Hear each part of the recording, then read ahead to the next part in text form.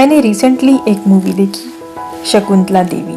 Movie देखने के बाद I was so amazed to know about such a lady who took such a bold steps to live her life on her own terms. जी हाँ, own terms बोलते ही हम कितना negative meaning ले लेते हैं। वी स्टार्ट जजिंग कि she must be a bad lady, bad mom, bad wife and blah blah blah. But we shouldn't be thinking like that because that's not true. Let us try to see my view on the movie about Shakuntala Devi. मेरे दिमाग में सवाल आए माँ बेटी के relations के बारे में।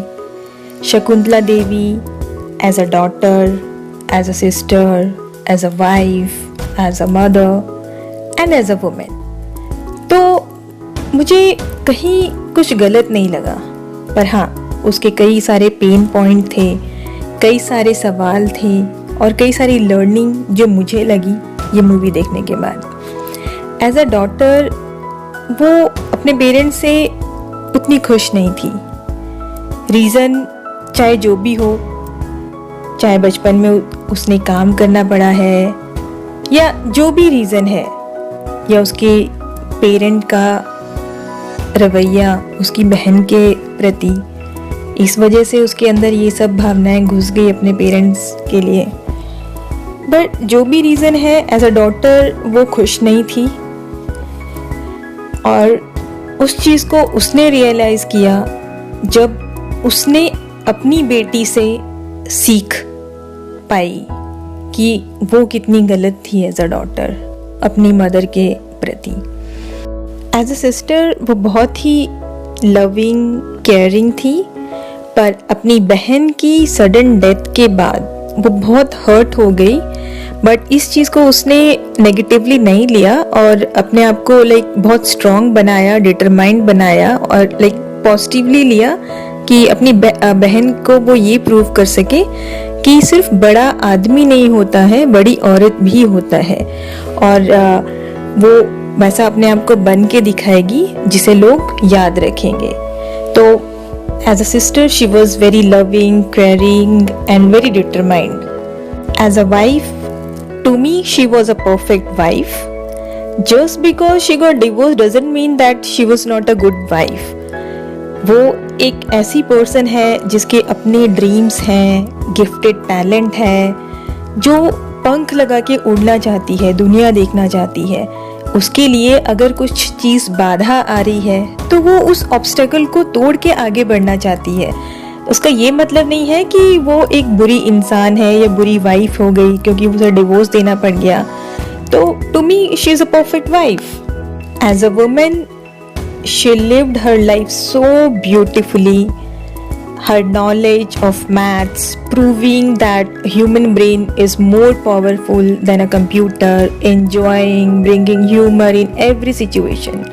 I really loved her as a woman, what she was doing, spreading happiness, everything, she was laughing. And Shakuntala Devi के बहुत सारे पेन पॉइंट्स थे, जैसे कि उसने रियलाइज किया अपनी गलती को कि उसने अननेसेसरी अपनी मदर को जज किया और गई नहीं अपनी मदर के पास मिलने, सॉरी बोलने।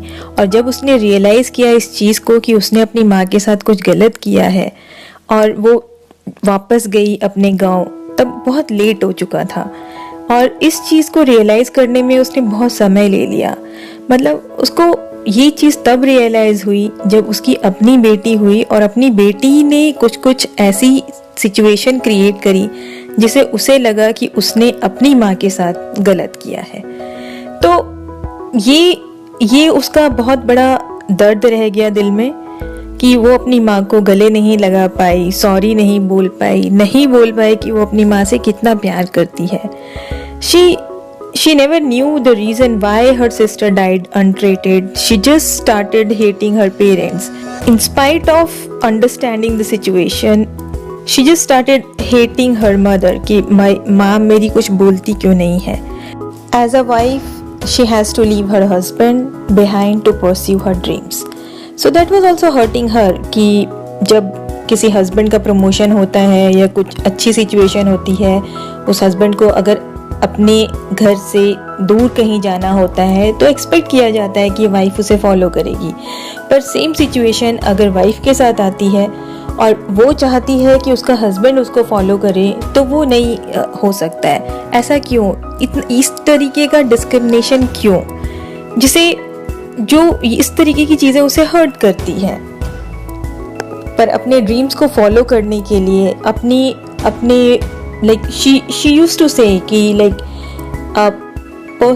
a human is born with legs, not with roots. So roots are like attached to ground, and with the legs she can fly the whole world. कि इंसान तो पंख बना के उड़ने के लिए है, जड़ थोड़ी लगे हैं पैरों में कि वो पेड़ की तरह एक ज़मीन से अटैच हो जाए। मूवी देखने के बाद मेरे मन में कई सारे सवाल आए, जिसमें एक सवाल ये था कि सवाल कहिए या एडवाइस कहिए, जो कि एक ऑल द डॉटर्स के लिए है, और डॉटर ही क्यों, सन के लिए भी है, कि क्यों हमें रियलाइज़ करनी की ज़रूरत है अपनी गलतियों को अपने बच्चों के थ्रू, कि हमने हमारे पेरेंट्स के साथ कुछ गलत किया। क्यों ज़रूरत पड़नी चाहिए ऐसी कि मेरी बेटी हो और मेरा बेटा हो, और तब मुझे रियलाइज़ हो कि उनके बिहेवियर के थ्रू कि मैंने अपने पेरेंट्स के साथ क्या गलत कर दिया। इस चीज़ को पहले रियलाइज़ करना बहुत ज़रूरी है कि हमारे पेरेंट्स जो भी करते हैं, जिस सिचुएशन में भी कर रहे होते हैं, वो कुछ अच्छा ही कर रहे होते हैं। तो जस्ट लव देम, गो हग देम, से सॉरी अगर कुछ गलत हो गया है तो। If we think or see relationship from certain angle, the pain Shakuntala Devi went through and realize whole of her life can be cured on time. Let us not do the mistakes which people do. Let's learn from the mistakes of others. दूसरों की गलतियों से सीखना चाहिए। हाँ, we can cure the issues if we avoid looking at the problem, stop judging people. अगर आप अपने पेरेंट्स के पास हैं, अपने माता पिता के पास हैं, तो बस उन्हें हग करिए, गले लगा लीजिए, कहिए कि आप उनसे बहुत प्यार करते हैं और वो इस दुनिया के सबसे अच्छे पेरेंट्स हैं।